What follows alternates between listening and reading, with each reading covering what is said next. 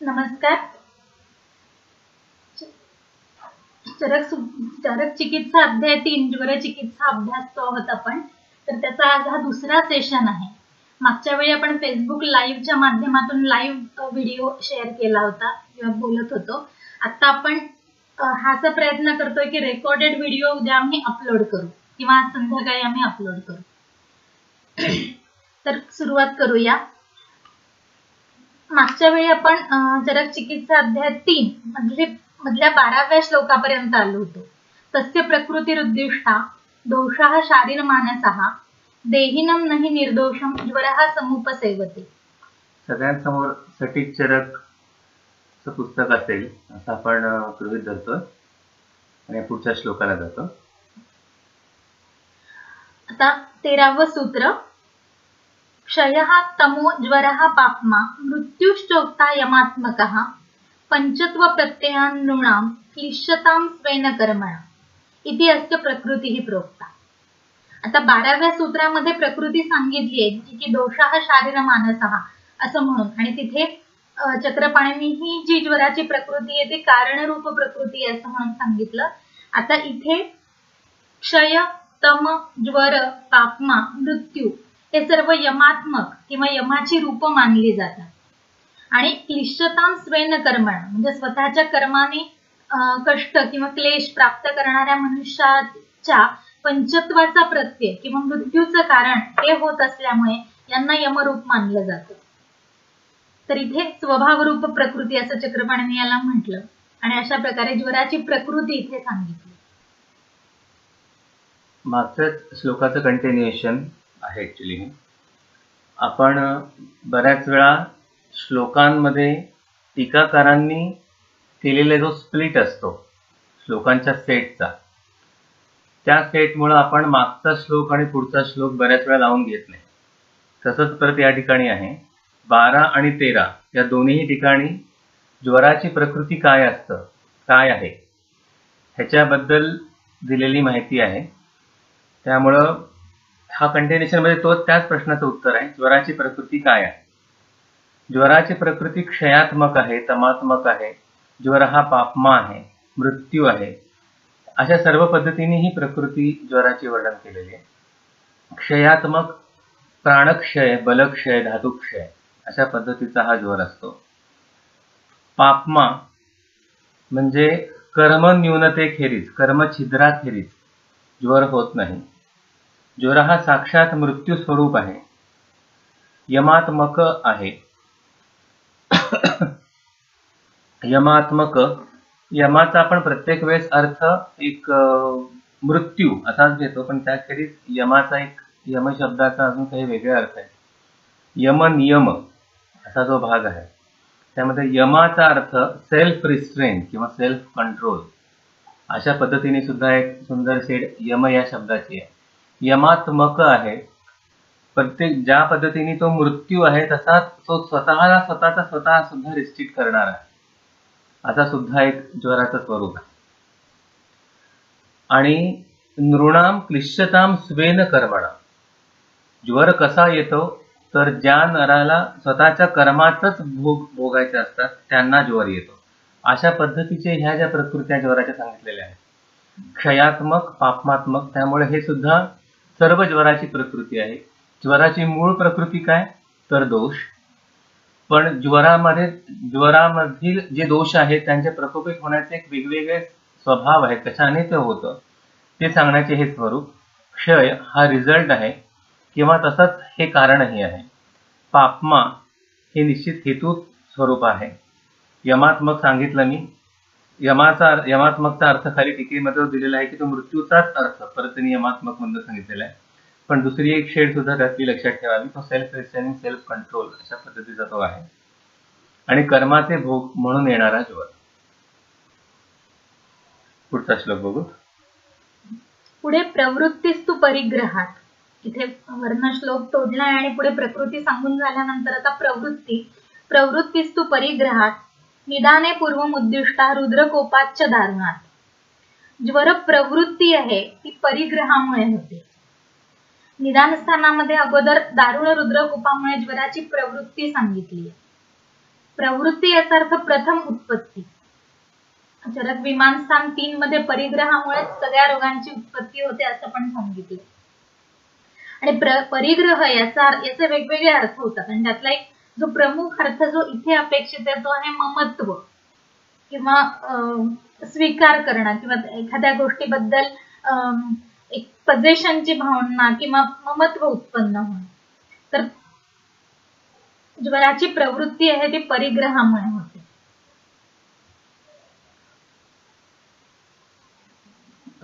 व्याधीची आद्य उत्पत्ती जी सांगितलेली आहे चरक विमान स्थान 3 त्याच्यामध्ये श्लोक नंबर 24 पान नंबर 243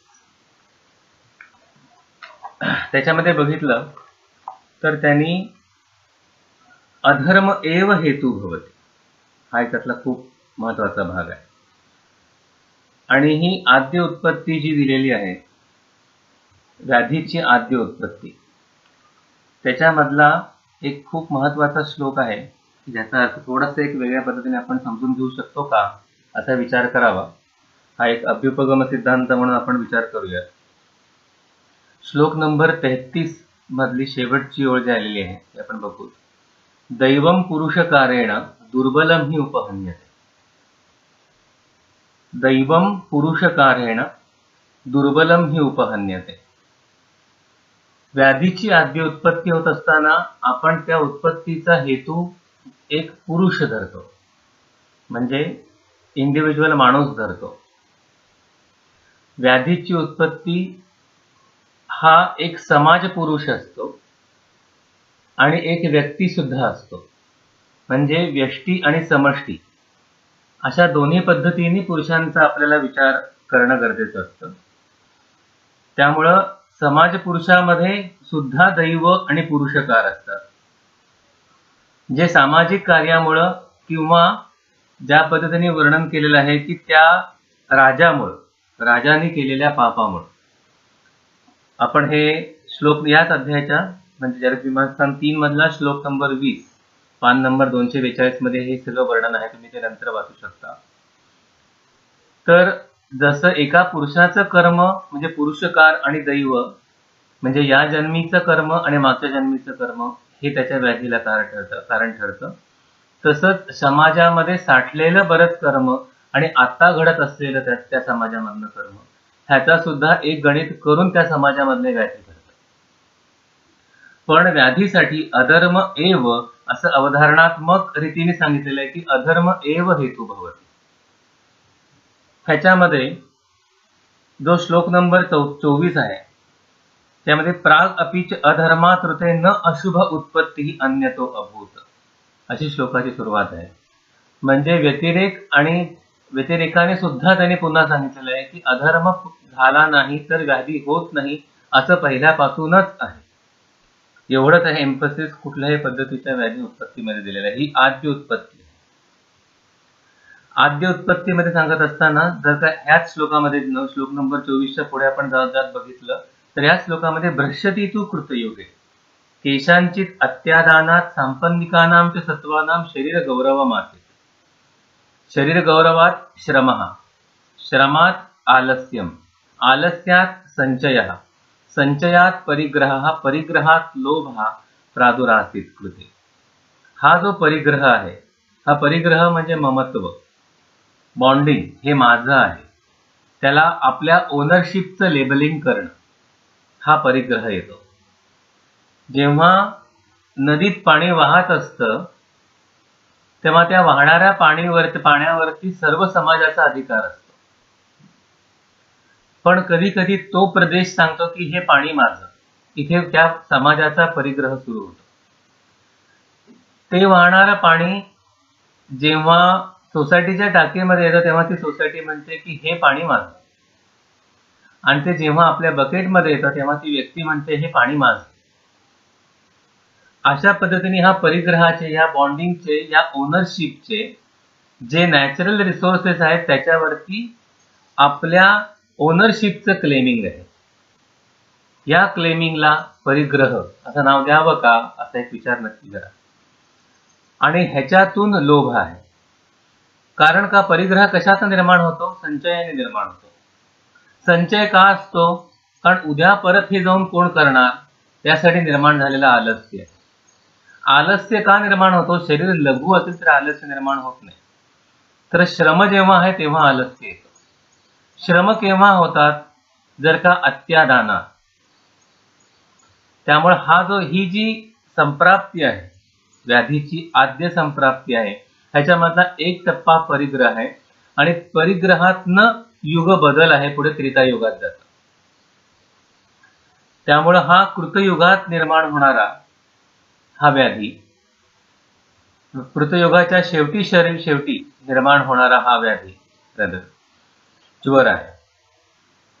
आता परत ज्वराची उत्पत्ती जी सांगितलेली आहे की रुद्रकोपात पूर्वमुद्दिष्टा, दारुण असलेल्या रुद्रकोपामुळे निर्माण झालेला व्याधी जो निदान स्थानात सांगितलेला तो तिथे परत पुढे श्लोक नंबर 15 ते 25 ह्याच्यामध्ये सांगितलेला आहे.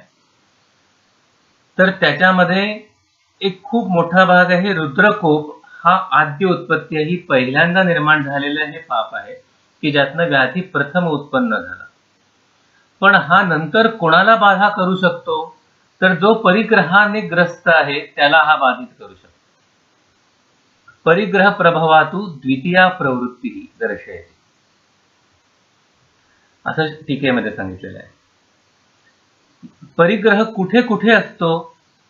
तर जर का रसायन अध्यायामध्ये बघितलं तर ग्रामवास हा परिग्रहाचा एक सर्वात मूळ स्वरूप आहे. ज्या ठिकाणी वनामध्ये निर्माण होणारी जी फळं आहेत, जे धान्य आहे, ज्या ठिकाणी कृषी केलीच जात नाही त्या ठिकाणी ओनरशिपच येत नाही. त्यामुळे ग्रामवास हा एक परिग्रहाचं एक मूलभूत स्वरूप आहे आणि ग्रामवासातनं ह्याची उत्पत्ती आहे. त्यामुळं व्याधी उत्पत्तीचे पुन्हा एकदा 2 टप्पे याच्यातले आपण वेगवेगळे करून घेऊयात. अधर्म एव हेतू, त्यातनं उत्पन्न होण्याचा ज्वरासाठीचा हेतू कुठला? तर रुद्रकोप. आणि ग्रामवासासारखा परिग्रहाचा हेतू कुठला? तर हा द्वितीय उत्पत्ती व्याधीची. आपण पुढचा श्लोक बघूयात. प्रवृत्तीच तो परिग्रहात म्हणून सांगितलं आणि त्याच्या आधी निदान स्थानामध्ये ऑलरेडी ज्वरस्तु खलु महेश्वर कोप प्रभवा असं म्हणून जे सांगितलं होतं ते आता विस्ताराने पुढच्या सूत्रांमध्ये सांगतायत.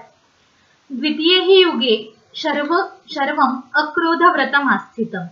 द्वितीय युगामध्ये, दुसऱ्या युगामध्ये शंकरांनी अक्रोध व्रत घेतलं होतं किंवा ते अक्रोध व्रतामध्ये स्थित होते. दिव्यम सहस्रम वर्षाणाम असुरा अभिदुद्रुवुः तपो विघ्नाशनाः कर्तुम तपो विघ्नं महात्मनः. त्यावेळी हजारो दिव्य वर्षांपासून तपश्चर्येमध्ये विघ्न आणून त्यावरच आपली उपजीविका करणारे जे राक्षस होते, तपोविघ्नाशनाः, जे तपोविघ्नावरती उपजीविका करणारे, तपोविघ्न उपजीविनः, तर ते महात्म्यांच्या तपश्चर्यामध्ये विघ्न आणण्यासाठी अभिद्रोह करू लागले. पश्यन् समर्थश्च उपेक्षां चक्रे दक्ष प्रजापती पुनर्माहेश्वरं भागं ध्रुवं दक्ष प्रजापती यज्ञे न कल्पमायास प्रोच्यमानः सुरैरपि रुचः पशुपतेः याश्च शैव्य आहतश्च यः यज्ञ सिद्धी प्रदानस्ताभिः हीनं चैव च इष्टवान्. तर पश्चन समर्थश्च उपेक्षां चक्रे दक्ष प्रजापती, या राक्षसांचा विनाश करण्यासाठी समर्थ असूनही दक्ष प्रजापतीने त्याची उपेक्षा केली. आणि पुन्हा माहेश्वरम भागम ध्रुवम दक्ष प्रजापती, याच वेळी त्यांनी जो यज्ञ केला होता तो वारंवार देवतांनी सांगून सुद्धा म्हणजे त्यावेळी यज्ञात देवतांनी वारंवार सांगून सुद्धा माहेश्वर भाग ठेवला नाही. आणि तसंच यज्ञसिद्धी करणाऱ्या पशुपतींच्या ज्या रुचा आणि आहुती असतात त्या न वाचता किंवा त्यांची आहुती न देता त्यांनी यज्ञ केला. अथ उत्तीर्ण व्रतो देवो बुधवा दक्ष व्यतिक्रमो रुद्रो रौद्रम पुरस्कृत्य भावम आत्मविद आत्मनः. यानंतर व्रत समाप्त झाल्यानंतर देवांनी दक्षाचा व्यतिक्रम किंवा दक्षाने केलेल्या नियमाचं उल्लंघन पाहून आत्मविद शंकरांनी रौद्रभावाचा अंगीकार केला. सृष्ट्वा ललाटे चक्षुर्वै दग्ध्वा तान असुरां प्रभू बालम क्रोधाग्नी संतप्तम असृजत सत्रनाशनम. रौद्रभावाचा अंगीकार शंकरांनी केला आणि ललाटावरती तृतीय चक्षु निर्मिला आणि त्यात असुरांना नष्ट केले. आणि यज्ञ नष्ट करणाऱ्या त्या क्रोधाग्नीने एका संतप्त बालकाला निर्माण केलं आणि त्या बालकाने यज्ञाचा नाश केला. ततो यज्ञः स विध्वस्तो व्यथिताश्च दिवौकसः दाहव्यथा परिताश्च भ्रांता भूतगणादिशः. मग यामुळे व्यथित झालेले जे काही देवता म्हणजे दाहानी व्यथेनी जे व्यथित झालेले देव होते ते सगळ्या दिशांना भ्रांत झाले किंवा दाह आणि व्यथेने दुःखी होऊन सगळ्या दिशांमध्ये ते भ्रमू लागले. अथ ईश्वरं देवगणाः सह सप्तर्षिभिः विभुं तर ऋग्भिः अस्तुवन् यावत् शैवे भावे शिवस्थितः. मग असे भ्रांत झालेल्या त्या ऋषीगणांनी सप्तर्षींसह त्या सगळ्या देवतागणांनी रुद्राची ऋचांद्वारा तोपर्यंत स्तुती केली जोपर्यंत ते शिव म्हणजे कल्याणकारी भावामध्ये शैव भावामध्ये स्थित होत नाही तोपर्यंत त्यांनी रुद्राची स्तुती केली. म्हणजे अर्थात क्रोधाला शांत करून जोपर्यंत शिव कल्याण भावामध्ये स्थिर होत नाही तोपर्यंत त्यांनी त्यांची स्तुती केली. शिवम शिवाय भूतानां स्थितं ज्ञात्वा कृतांजलिः धिया भस्महरण स्त्रीशिरा नवलोचनः ज्वाला माला कुलो रौद्रो रस्वजंघोदर क्रमात् क्रोधाग्निः उक्तवान् देहमं अहम किम करवाणी ते. आता क्रोधाला शांत करून शिव कल्याणकारी रूपामध्ये स्थिर झाले आणि हात जोडून ते त्यांच्या क्रोधाचा अग्नी ज्याचं भस्म शस्त्र आहे किंवा ज्याला 3 शीर 9 नेत्र आणि ज्याचं शरीर अग्निमालांनी व्याप्त आहे, रौद्र असं रस्व जंघ आणि उदर आहे, असा तो क्रोधाग्नी भयभीत झाला आणि तो बोलला अहम किम करवाणी ते. देवा आता मी काय करू. देवाला तो म्हणाला अहम किम करवाणी ते की आता मी काय करू. तम उवाच ईश्वरः क्रोधम. मग शिव किंवा ईश्वर क्रोधाला म्हणाले ज्वरो लोके भविष्यसी. तू जगामध्ये ज्वर होशी. जन्मादौ निधने च त्वम अपचारांतरेषु च. जन्म घेताना मृत्यू समयी आणि जेव्हा लोक अपथ्य करतील तेव्हा त्यांच्या शरीरामध्ये प्रविष्ट होऊन ज्वर या नावाने तू प्रसिद्ध होशील. तर अशा प्रकारे तो शंकरांनी आपल्या क्रोधाला ज्वर स्वरूपामध्ये मर्त्य लोकांमध्ये पाठवलं. या मर्त्य लोकात त्याला पाठवलं आणि ज्वर अशा प्रकारे इथे आला. ही ज्वराची पहिली प्रवृत्ती म्हणूया आपण. ही पहिली प्रवृत्ती रुद्रकोपामुळे जी झाली त्याची ही गोष्ट आहे सगळी.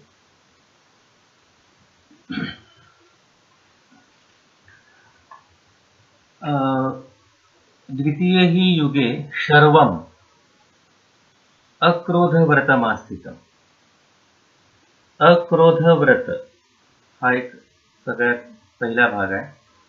जोपर्यंत हा अक्रोध व्रत आहे तोपर्यंत प्रकृती स्थिर आहे.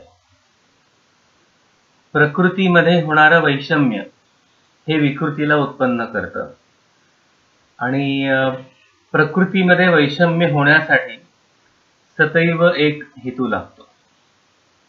आणि ही जी प्रकृती आहे ही एक पराप्रकृती, एक श्रेष्ठ प्रकृती आहे. शर्वम ही एक श्रेष्ठ प्रकृतीचं स्वरूप आहे. विष्णू, ब्रह्मा,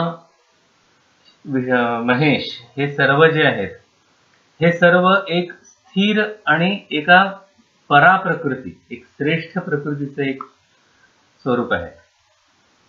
ह्याच्यामध्ये वैषम्य उत्पन्न होण्यासाठी बऱ्यापैकी दीर्घकाळ घडणाऱ्या एका हेतूची गरज लागते आणि त्याच्यानंतर मग या प्रकृतीमध्ये एक इच्छा निर्माण होते आणि ह्या इच्छेतनं सृष्टीची उत्पत्ती होते.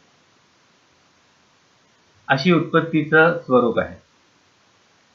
त्यामुळं अक्रोध व्रतामध्ये असलेला शर्व ह्याला काय काय हेतू घडले तर सतत तपोविघ्नांचा प्रयत्न, म्हणजे जे तप चालू आहे, तप म्हणजे नित्यकर्म, तप म्हणजे नित्यकर्म, फक्त आपल्या समोर तप याचा अर्थ सतत असलेला एक यज्ञ किंवा काहीतरी त्याचा धूर येतो आणि अवधी चालूच आहे असं म्हणलं जातं.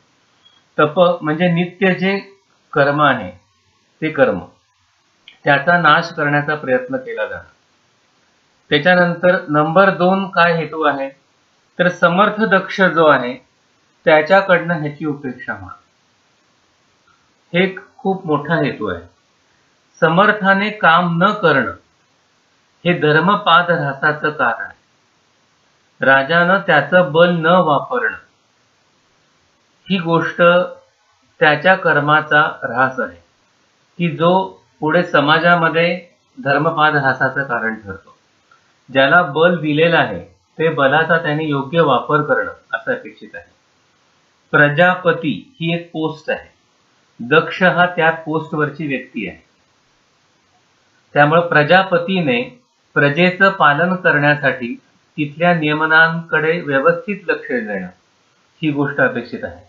ते दक्ष नावाच्या प्रजापतीने केलं नाही आणि त्यामुळं अतिशक्तीचा वापर होण्याची गरज निर्माण झाली, हा त्यातला भाग आहे.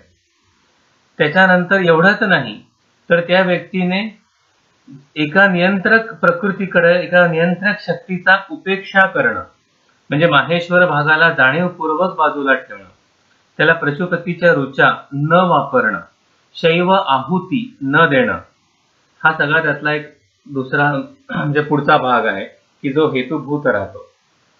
या ठिकाणी इतरत्र प्रचलित असलेल्या ज्या कथा आहेत त्या कथांमध्ये सतीचा उल्लेख आहे, या ठिकाणी सतीचा उल्लेख केलेला नाहीये. की अशा पद्धतीने आपल्या पतीचा अपमान होतो आहे असं पाहून सती त्या अग्नीमध्ये त्या यज्ञाचा विध्वंस करण्यासाठी त्या यज्ञामध्ये ती प्रविष्ट झाली, तिने त्यामध्ये उडी घेतली. पण त्या अग्नीने सतीला दाह करण्यास नकार दिला. मग पण सतीने स्वतः आतल्या असलेल्या प्राणाग्नीने स्वतःचा दहन करून घेतलं. अशा पद्धतीचा जो उल्लेख इतरत्र सापडतो असा उल्लेख या ठिकाणी मात्र त्यांनी केलेला नाहीये. यांनी पूर्ण संप्राप्ती ही ज्वरासाठी कारणीभूत ठरलेल्या अक्रोध व्रतामधनं क्रोधाग्नीचा झालेला उद्रेक. अक्रोध व्रत ही प्रकृती आहे आणि क्रोधाग्नीचा उल्लेख ही विकृती आहे. प्रज्ञापराध हा त्याचा हेतू आहे. त्यामुळं अशा पद्धतीने निर्माण झालेला हा जो ज्वर आहे, या ज्वराचं वर्णन पण केलेलं, त्याला प्रत्यक्ष स्वरूप, देह स्वरूप असं इथं वर्णन केलेलं आहे. ज्वर कसा होता असं.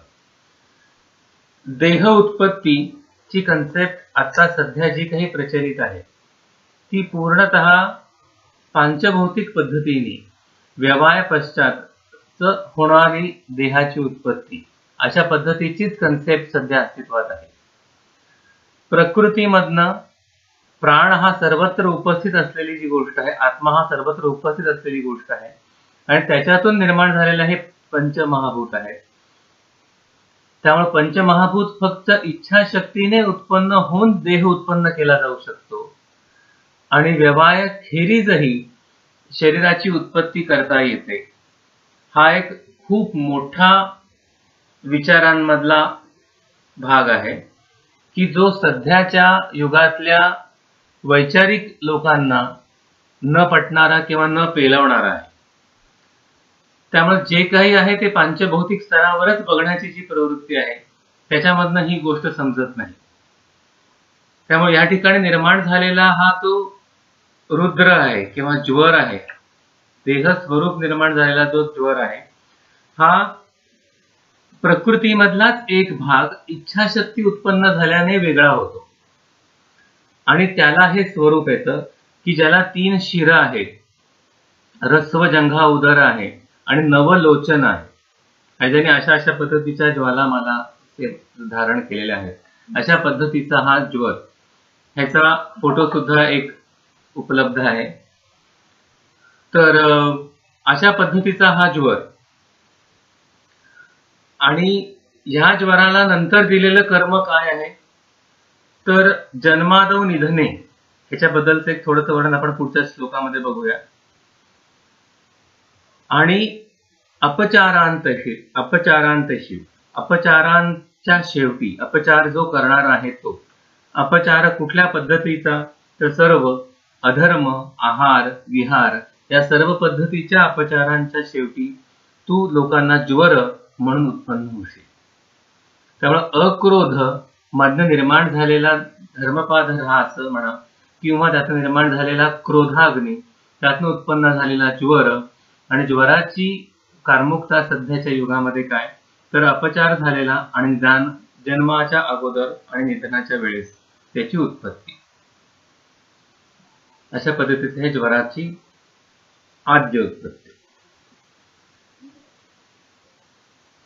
तर पुढचं सूत्र आहे संतापः सारुची तृष्णा सांगमर्दो हृदि व्यथा ज्वर प्रभाव. संताप, अरुची, तृष्णा, अंगमर्द, हृदव्यथा हा ज्वराचा प्रभाव आहे. जन्मादौ निधनेच महत्तमः, जन्माच्या वेळी आणि निधनाच्या वेळी महत्तम ज्वराचा महत्तम प्रकट होतो, मोह निर्माण करतो तो, किंवा जाणीव नष्ट करणारा, कुठलीही जाणीव नष्ट करणारा अशा स्वरूपामध्ये तो ज्वर प्रकट होतो. अशा प्रकारे प्रकृतीश्च प्रवृत्तीश्च प्रभावश्च प्रदर्शितः, ज्वराची प्रकृती, प्रवृत्ती आणि प्रभाव इथे वर्णन केले. प्रभाव वर्णन करत असताना संतापः, स अरुची, तृष्णा, अंगमर्द, हृदयव्यथा हा एक लक्षण समुच्चय आहे. हा लक्षण समुच्चय ज्वराचा प्रभाव आहे. आणि जन्मादौ निधनेच महत्तम हा वेगळा प्रभाव आहे. म्हणजे इतर वेळेस उत्पन्न होणारा ज्वराचा प्रभाव काय आहे तर तो संताप, अरुची, तृष्णा, अंगमर्द आणि हृदयव्यथा सह असलेला आहे. आणि जन्मादौ आणि निधनाच्या वेळेस असलेला जो ज्वर आहे तो ज्वर कसा आहे तर महामोह स्वरूपातला आहे. श्लोक नंबर चरनिदान स्थान, पहिला अध्याय, श्लोक नंबर 35, पान नंबर 203. या ठिकाणी महामोहत्व ज्वराचं कसं आहे याच्याबद्दल एक वर्णन केलेलं आहे. सर्वे प्राणभृतः सज्वरा एव जायन्ते सज्वरा एव म्रियन्ते च स महामोहः तेन अभिभूताः प्राग्दैहिकं देहिनः कर्म किंचिदपि न स्मरन्ति. देहिनः कर्म किंचिदपि न स्मरन्ति. सर्व प्राणभृतां च ज्वर एव अन्ते प्राणान् आदत्ते. म्हणजे हा महत्तमः म्हणजे हा कसा आहे तर जन्मादौ निधनेचैव जो असलेला जो ज्वर आहे तो महामोह स्वरूप आहे. महत्तम ह्याचा अर्थ काय, तम हा ज्ञाननाशक आहे, निष्क्रियत्व निर्माण करणारा आहे. त्यामुळे ज्ञानाचा नाश करणारा, स्मृतीचा नाश करणारा अशा पद्धतीचा हा ज्वर आहे. ज्याचं कर्म शुद्ध आहे, ज्याचं कर्म शुद्ध आहे, ज्याच्यामध्ये सत्व प्रधानत्व इतकं जास्त आहे की जो या पद्धतीच्या तमालाही पुरून उरतो, त्याला हा महामोह सुद्धा स्मृतीनाश घडवून आणू शकत नाही. ते शारीर स्थानात असं सूत्र आलंय, यदा तेने शारीर स्थान, श्लोक अध्याय नंबर 3, श्लोक नंबर 13, पान नंबर 312. या ठिकाणी हा श्लोक तुम्हाला सापडेल.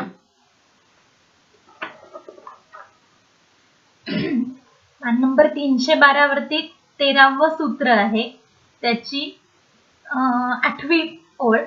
यदा तू तेनैव शुद्धेन संयुज्यते तदा जाते हे अतिक्रांताया अपि स्मरति. शुद्धेनचा अर्थ विशुद्ध सत्वगुणे, म्हणजे ज्याच्यामध्ये विशुद्ध सत्वगुण आहे तो ह्यालाही पुरून उरतो आणि त्याची स्मृती अबाधित राहते. आणि हा महामोह त्याला महामोह स्वरूपात काम करू शकत नाही. त्यामुळे त्याला मागच्या जन्मामध्ये काय घडलं ह्याचं जाणीव या जन्मातही शिल्लक राहते. असा सुद्धा त्याचा एक क्रॉस रेफरन्स आहे, हा सुद्धा एक लक्षात घ्यावं. आता एक पुढचा एक अतिशय वेगळ्या पद्धतीचा एक प्रश्न थोडासा एक येतो. जर का आपण श्लोक नंबर 15 बघितला ज्वराचा, त्या ठिकाणी त्यांनी काय सांगितलेलं आहे की द्वितीय ही युगे, द्वितीय युगात शरवम अक्रोधम असतील आणि तिथनं त्याची आधी उत्पत्ती आहे. म्हणजे द्वितीय युगात जर का ज्वराची उत्पत्ती होत असेल तर मग त्याच्या अगोदरच्या म्हणजे प्रथम युगात म्हणजे सत्ययुगामध्ये ज्वर नव्हता. आणि जर का ज्वर नव्हता तर मग तेव्हा प्रत्येक व्यक्तीला अगोदरच्या जन्माचं स्मरण असायचं का, अशा पद्धतीचा एक प्रश्न ह्याच्यातनं निर्माण होतो. तर ह्याचं उत्तर अशा पद्धतीचं आहे. पान नंबर 198, चरक निदान स्थान 1, श्लोक नंबर 16. इह खलु ज्वर एव आदौ विकाराणाम उपदिश्यते तत् प्रथमत्वात् शारीराणाम. तो शारीरामध्ये सर्वप्रथम आहे म्हणून तो सुरुवातीला सांगितला. बरोबर. पण मानस जे व्याधी आहेत त्याची उत्पत्ती सत्ययुगामध्ये सुद्धा त्याची उपस्थिती होती. त्यामुळं महामोह स्वरूपाचा ज्वर हा तेव्हाही कार्यरत होता. महामोह स्वरूपाचा ज्वर हा तेव्हाही कार्यरत होता. ह्याचाच अर्थ असा आहे की महामोह स्वरूपाचा ज्वर आहे हा तमात्मक आहे आणि त्याच्या उत्पत्तीमध्ये हा जो शर्व क्रोध सांगितलेला आहे त्याचा त्याच्यामध्ये रोल नाही. शर्व क्रोध जो आहे हा शरीर ज्वराची उत्पत्ती सांगण्यासाठी सांगितलेली संप्राप्ती आहे. त्यामुळे या ठिकाणचा हा जो ज्वर आहे महामोह ज्वर हा सत्वप्रधानत्वानेच फक्त आपल्याला कव्हर करता येतो. अन्यथा जे सत्ययुगामधले अल्पसत्व असलेले जे काही व्यक्ती आहेत त्या सर्वांना हा महामोह लागू होतो. आपण पुढच्या श्लोकाकडे जाऊयात. श्लोक नंबर 27. आता इथपर्यंत ज्वराची प्रकृती, प्रवृत्ती आणि प्रभाव यांचं सगळ्यांचं वर्णन करून झालंय. आता 27व्या श्लोकात चौथ्या प्रश्नाचं उत्तर आहे. निदाने कारणान्यष्टौ पूर्वोक्तानि विभागशः. निदान स्थानामध्ये जी पहिल्या विभागानुसार कारण सांगितली आहेत ती 8 ज्वराची कारण आहेत. म्हणजे इह खलु अष्टाभ्यो कारणाभ्यो ज्वर हा संजायते वगैरे. तर पूर्वी ज्वराची प्रकृती सांगताना शारीरिक आणि मानसिक दोषांना प्रकृती कारण मानलंय आणि इथे दोषभेदाने 8 प्रकारचा ज्वर आहे. वात पित्त कफ असा एक दोषज, वात पित्त पित्त कफ वात कफ असा द्विदोषज, 7वा सन्निपातज आणि 8वा आगंतुज अशी ही 8 ज्वराची कारण म्हणून सांगितली. हा एक बऱ्याच जणांना वेगळ्याच पद्धतीचा एक वैचारिक शिफ्ट आहे. हा विचार करण्याच्या पद्धतींमधला एक मोठा बदल आहे आणि हा निश्चित लक्षातच ठेवावा प्रत्येकाने असा आहे. ह्याच्यामधला कारण कुठले किंवा निदान कुठले तर दोष असं सांगितलेलं आहे. निदान कुठला म्हणून लगेचच त्याने लिस्टिंग सुरू केलेलं नाहीये की हे वृक्ष सेवन केलेला असता किंवा शीतवात सेवन केलेला असता किंवा अतिव्यायामाने अव्यायामाने किंवा आतप सेवनाने व्यवायाने किंवा अम्ल सेवन केल्यामुळे अशा पद्धतीची लिस्टिंग सुरू केलेली नाही. या ठिकाणी जे निदान सांगितलेले आहेत तो हेतू कुठला तर दोष हा त्याचा हेतू असं समजावं. हा एक खूप महत्वपूर्ण भाग या ठिकाणचा सांगितलेला आहे आणि हा उल्लेख चरकाने वारंवार कित्येक ठिकाणी दिलेला आहे. पण माधव निदानामधली जी व्याधी निदान पद्धत आहे, व्याधी निदान जी पद्धत आहे ती पद्धत घेत असताना ती निदान पद्धत करत असल्यामुळं आपल्याकडे हेतू बघण्याची एक वेगळेच स्वरूप, बाह्य स्वरूप म्हणजे शरीराच्या बाहेरची असलेली गोष्टच प्रत्येक वेळेस हेतू अशा पद्धतीची एक गोष्ट आपल्याला बघण्याची सवय लावलेली आहे. ह्याच्यातला एक खूप महत्वाचा रेफरन्स परत एकदा आपण बघूया. रोग चतुष्कामधला चरक सूत्रस्थान 20 श्लोक नंबर 4 पान नंबर 112. महारोगाध्यायातलं सूत्र आहे. मुखानि तु खलु आगंतोः नख दशन पतन अभिचार अभिशाप अभिशंग अभिघात व्यध बंधन वेष्टन पीडन रज्जु दहन शस्त्र अशनी भूतोपसर्गादी. निजस्य तु मुखम वातपित्त श्लेष्मणां वैषम्यम. निजस्य तु मुखम, मुखम इति कारणाने. बरोबर. मुख म्हणजे काय तर कारण. निजाचे कारण काय आहे तर वातपित्त श्लेष्मणां वैषम्यम. असंच पुन्हा पुन्हा एम्फसिस करून सांगितलेलं आहे. फक्त हे होण्यासाठीचे हेतू कुठले, ते हेतू भिन्न भिन्न असतात आणि ते कधी कधी शास्त्रीय दृष्ट्या क्युम्युलेटिव्ह असतात. त्या प्रत्येक हेतूचं एक एक स्वतःचं प्रपोर्शन, एक एक कॉन्ट्रीब्युशन असतं. प्रत्येक वेळेस वृक्ष सेवनानेच होतो असं नाहीये. वाताचा प्रकोप हा स्निग्ध सेवनाने मार्गावरोध निर्माण होऊन सुद्धा होतो. तर अशा पद्धतीचं जे वैविध्य आहे, हा आपल्याला समजण्याची गोष्ट कुठली आहे तर दोष वैषम्य. तर दोष वैषम्याकडेच लक्ष देणं हाच त्यातला सर्वात प्रमुख भाग आहे. आपण पुढचा श्लोक बघूया. आणि तिथे चक्रपाणीने ते यथा यागस्य स्वर्ग कर्तृत्व असं एक दिलंय की वृक्षादीनां तु ज्वरे हेतुत्वं दोष प्रकोपांतर व्यापारत्वेन भवत्येव यथा यागस्य स्वर्ग कर्तृत्व. जर यज्ञ केल्यानंतर स्वर्ग प्राप्त होईल म्हणजे वृक्षादी हेतूंनी दोष प्रकोप होईल आणि त्यामुळे व्याधी निर्माण होईल. जसा आपण यज्ञ केल्यानंतर आपण यज्ञ करतो आणि त्या यज्ञाच्या प्रभावाने स्वर्ग प्राप्ती होईल, असा जो इनडायरेक्टली लिंक आहे, दोष प्रकोपांतर व्यापारत्वेन भवती असं म्हणून तिथे एक उदाहरण दिलं त्यांनी. तर ज्वराचा हेतू म्हणून ही 8 कारणं दोष प्रकोप असं सांगितलेत आणि 8 प्रकार सांगितलेत किंवा आपण त्याला अष्टव कारणाने म्हणूया. हा सुरुवातीला विचारलेल्या 4थ्या प्रश्नाचं हे उत्तर आहे. पुढे आता ज्वराचं पूर्वरूप सांगतात. आलस्यम नयने सास्रे जृंभणं गौरवं क्लमः ज्वलन आतप वायवंबु वृत्तिद्वेषौ अनिश्चितौ अविपाकास्य वैरस्ये हानिश्च बलवर्णयोः शीलवैकृतमल्पं च ज्वरलक्षणम् अग्रजम्.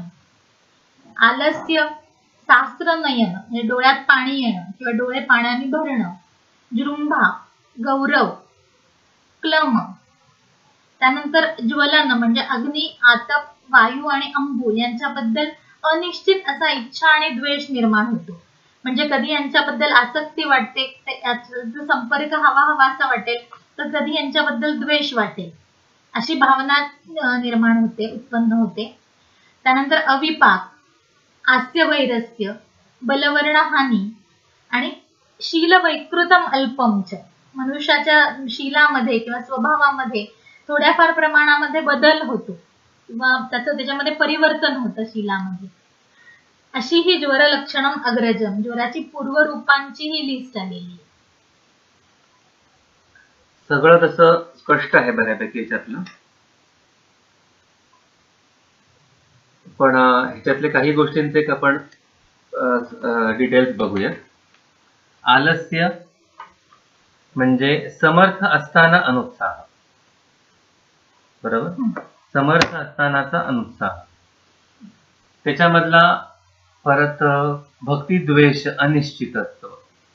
कारण हा व्याधी उत्पन्न होत असताना निश्चित दोषांचं काय स्टेज आहे आणि काय स्वरूप आहे, अग्नीचं काय स्वरूप आहे, अग्नीचं कुठल्या स्तरावरती त्याची विमार्क गमन झालेलं आहे, यानुसार हा भक्तिद्वेष अनिश्चितत्व असते. अविपाका आस्य वैरस्य, तसंच बलवर्णाची हानी. ह्याच्यामधला एक सगळ्यात शेवटचा परत एक जो भाग आहे तो शील विकृतम. शील विकृतत्वम. शील म्हणजे चरक इंद्रियस्थान 1 श्लोक नंबर 3 वरती चक्रपाणीने एक टीका दिलेली आहे, पान नंबर 353. त्याच्यामध्ये शीलम सहजम वृत्तम. शीलम सहजम वृत्तम. बरोबर. तसंच भक्ती ही इच्छा. आचार हा शास्त्र शिक्षा कृतो व्यवहार. शील म्हणजे उपजत असलेलं इन्क्लिनेशन किंवा उपजत असलेलं वागणूक. आचार हा आपल्याला एक कस्टमाइज्ड शिक्षणाने म्हणजे समाजातल्या शिक्षणाने, संस्कारांनी किंवा घरातल्या होणाऱ्या शिक्षणाने, संस्कारांनी किंवा फॉर्मल टीचिंग जो काही आहे त्याच्याने निर्माण झालेला जो आपला व्यवहार आहे तो म्हणजे आचार आहे. शील मात्र हा संस्कार विरहित उपजत असलेली वृत्ती आहे, नॅचरल टेंडन्सी. त्याच्यानंतर क्लमः, बऱ्याच पुस्तकांमध्ये हा क्रमः अशा पद्धतीने छापला गेलेला आहे. त्याच्यानंतर हा पूर्वरूपम, त्याच्यात असाच एक खूप महत्वाचा भाग हा इंद्रिय स्थानामध्ये इंद्रिय स्थान 5 पूर्वरूपियम इंद्रियम श्लोक नंबर 4-5 त्याच्यामध्ये तुम्ही बघितलं की सर्वाणी पूर्वरूपाने किंवा अतिमात्राने सर्व रूपाने जर का आले तर ते अरिष्ट आहे, असा एक रेफरन्स निश्चित इथे क्रॉस म्हणून लक्षात घ्या. शील वैकृतम च एक डिटेलिंग चरक निदान स्थान 1 मध्ये श्लोक नंबर 33 पान नंबर 202 मध्ये सापडतं. त्याच्यामधला एक खूप महत्वाचा भाग आहे गुरुणाम वाक्येषु अभ्यसूया. ही शील विकृत आहे. बालेभ्यः प्रद्वेषः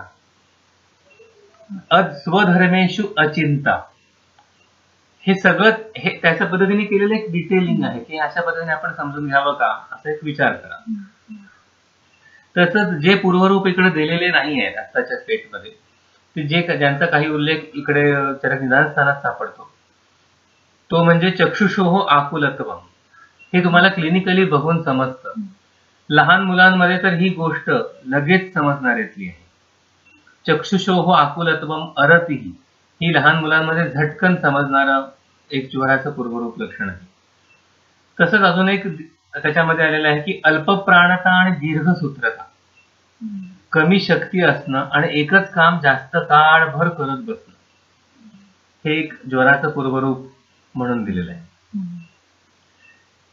या ठिकाणी आपण आज थांबूयात. हा व्हिडिओ ऐकल्यानंतर जर का काही शंका असेल तर तो पुढील 5 दिवसांमध्ये चरक वाचन ग्रुपमध्ये टाकावं किंवा याच ठिकाणी कॉमेंट बॉक्समध्ये तुम्ही टाकावं.